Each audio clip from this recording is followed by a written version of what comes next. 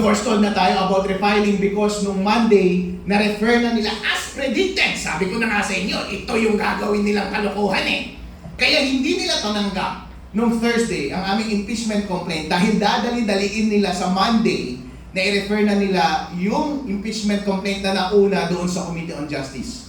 And it turned out, nung Monday nga, pinefer na nila sa Committee on Justice. Sabi ng Supreme Court, yung 1-year ban laban sa mga succeeding na impeachment complaint ay mag-uumpisa kapag na-file na yung impeachment complaint at nag-act yung House doon sa impeachment complaint na yun. At yung act na yun ay yung referral nila sa Committee on Justice at ginawa na nila yon on Monday. Kaya yung impeachment complaint namin ay hindi na matutuloy until 2027. Okay.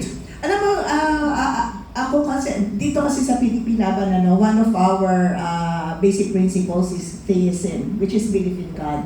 And to me, I know that may mas malalim pang dahilan ng Panginoon kung bakit po nangyari ito. So, sa puntong ito, masasabi niyo po ba na talo na tayo sa nangyari?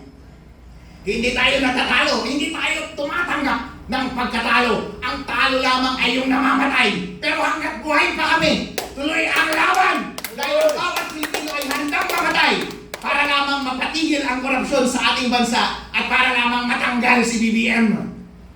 Mabigat na mga salita galing ay may nagkaroon ng pagkakataon ng PDP laban sa People's Congress sa Quezon City noong nakaraang taon.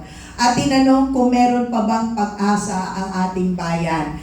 Nasabi ko po noon na hanggat merong isang syudad na katulad ng Davao City na walang utang dahil alam nating walang korupsyon, may pag-asa. Subalit ngayong umaga, sinasabi ko po, may dagdag na dahilan kung bakit may pag-asa ang Pilipinas. Kung katulad nila Attorney Harold Respicio, Congressman Leandro Levistre, Congressman Kiko Barsaga, ang nagsasalita para sa susunod na henerasyon, may pag-asa po ang Pilipinas. Catherine, para po sa kalamanan lahat na nasa live, live podcast ng PDP, gusto ko lang pong ulitin ang pagpapakilala kay Attorney Harold Respicio. Siya po ang spokesperson ng third na pag-file ng impeachment, third impeachment. Kasi hindi alam, nakikita ko sa live. Then, ang atin pong sa first segment natin, ang talagang tinututukan at pinapaliwanag, nilalatag ni Attorney Respicio, is kung anong nangyari. Ano talaga yung ibig sabihin ng mga pangyayari na ganap last week? Nasagot niya. Pero ngayon naman po, gusto ko sanang susugan, in your view, what does this moment reveal about the system? That accountability is being managed, pressured, or selectively open and closed? Well, consistent lamang ang administrasyon na ito. Ibig sabihin, consistent in bending the law. Nauna na kayong magnakaw ng pera ng taong bayan. Ngayon, ang taong bayan ay naghahabol sa inyo para panagutin kayo. Binebend nyo pa rin ang law. Malinaw na malinaw sa saligang batas, sa House Rules, na dapat tanggapin ninyo ang impeachment complaint at dapat bigyan ninyo ang pagkakataon ng taong bayan na ipakita sa madla ang aming sumbong at may ipakita ang totoong pananagutan ng administrasyon na ito. Bakit hindi nyo tinanggap? Bakit takot na takot kayo? Yes. Susugan ko, kasi para malinaw sa lahat ng nanonood ngayon sa live. Siyempre, marami tayong pinoprotektahan. Nakalimutan natin protektahan ang sarili dahil ganun kamahal ni Atty. Harold ang bayan. Sabi niya nga kanina, nung in-interview ko siya earlier, ano bang, pwede kong tawagin sa iyo, sino ka kaparehas mo na hero? Sabi niya, gusto daw niya, sabi mo? Yung, yeah, sabi ko, hindi na daw tatanda siya na hero kasi yung hero na namamatay, at least, he's willing to die for our country, just not our PRRD. Di ba? But he is very young para sa ganong And in fact, yung huling-huli, dahil kinukulit ko siya, sabi niya, gusto daw niya si Lapu-Lapu, katulad niya. Wow, bagay.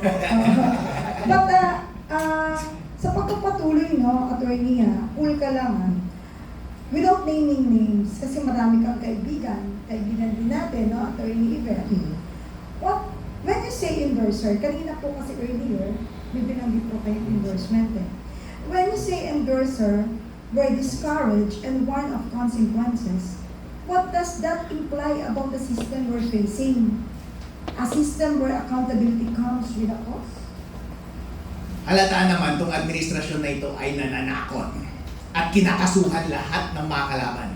Isipin po ninyo, bawat miyembro ng Magnificent Seven na nagsampa ng all-star impeachment complaint, marami dyan may kaso na. Pati yung mga endorser namin may mga kaso na. Kaya kailangan namin silang protektahan. Kaya even on that day na magsasampa kami ng impeachment complaint, nung nalaman namin na tinanggihan nila yung makabayan impeachment complaint, on that day, hindi muna namin sila sinama sa baba dahil baka hindi tanggapin ang ating impeachment complaint at mapasubo kayo, hindi pa nag-uumpisa yung boxing, wala pa kayo sa ring, ay bubugbugin pa kayo ng mas lalo.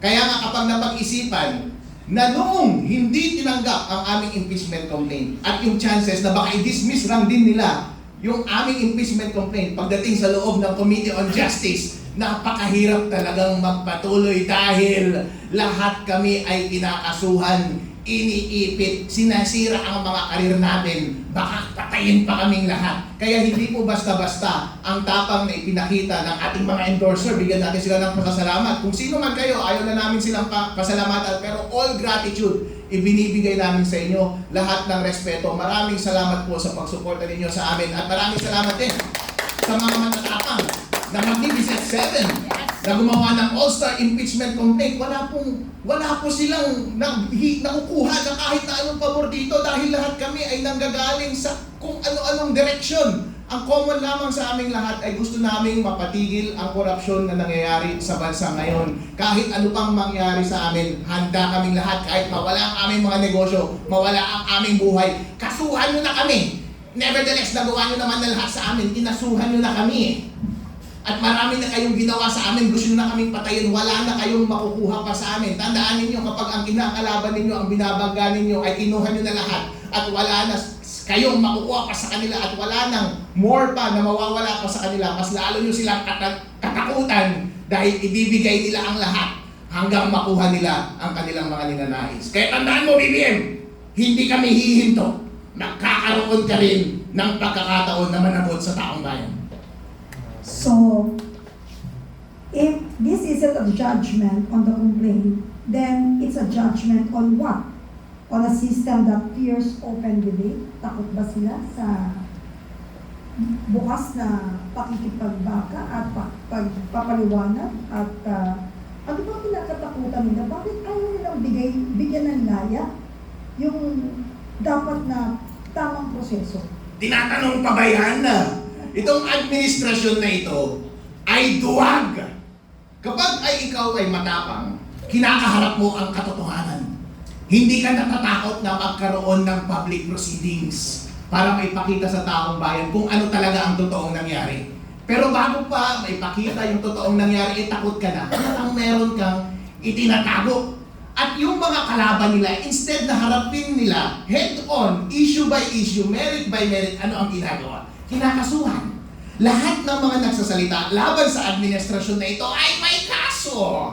Ang mga idol ko na si Ian Leviste, itong si Meow Meow, I love you baby, sinuspende sa Kongreso at may kaso din. Ako may kaso din. Pinaaresto din ako. Hello sir, duwag ka ba? Bakit ayaw mo kami harapin ng diretsyo at harapin ang iyong pananagutan? Bakit puro pang didiskarte ang iyong ginagawa? Halatang meron po kayong itinatago. Can we talk about the... Pero pwede kong susugan ko lang yung sinabi ni Atty. Harold. And that goes to show, tingnan nyo, lahat daw sila kinakasuhan, pero bakit diretso pa rin ang pakikibaka nila sa isang mapayapang pamamaraan? Take note ito ay isang mapayapang pamamaraan, airing your grievance, which is actually allowed under the Bill of Rights, karapatan nating magsalita rin, na sinasabi ng ating saligang batas. Subalit, bakit matapang silang naninindigan? Bakit sinabi ni Atty. Harold, kinasuhan nyo na kaming lahat handa na rin ako, papapatayin nyo kami, handa rin kaming mamatay. And I think what resonates to me, was yung sinabi ni former President Rodrigo Roa Duterte sa kanyang mga anak. Sabi niya, hanapin ninyo ang inyong purpose. Find your purpose because I found mine already. Ngayon, nandun siya sa The Hague, kapalit, ng ginawa niya bilang Pangulo sa kanyang nais na mapangalagaan ang ating katahimikan. Kapalit ng ginawa sa kanya ngayon sa The Hague. Ito katulad nila Attorney Harold na hindi natatakot. Bakit? Na magsalita pala. Bakit? Kasi alam nila na pagkatapos ng buhay nila dito, may isang mas higit na makapangyarihan na maghuhusga sa kanila. Ginawa nila ang kanilang kakayahan si Attorney Harold bilang isang public servant, pero bukod dyan, bilang isang abogado. Simula pa lang nung pakikipaka niya last year sa COMELEC. Kinasuhan ka doon, Attorney Harold, correct? Yes, For kinasuhan speaking niya. out your mind. Pero pinanindigan niya ang kanyang papel bilang abogado. At hindi siya natakot. Bakit? Kasi mawala man ang iyong kalayaan dito sa mundong ito. Sa taas, merong isang nakamasid. At yun ang maghuhusga sa iyo. Kaya tayo mga kababayan, huwag po tayong matatakot. Basta ang ating ikinikwilos ay nakapaloob sa batas. Huwag po tayong matakot. Kasi kung yun ang kapalit ng ating paninindigan, meron pa pong isang makapangyarihan na maghuhusga sa atin sa tamang landas na ating tinatahak. Kapeni? Ka-Yvette, gusto ko lang sana, ang itakil lang natin for yung next natin, is about the impeachment process. Okay. At saka yung mga tungkol dun sa mga endorsing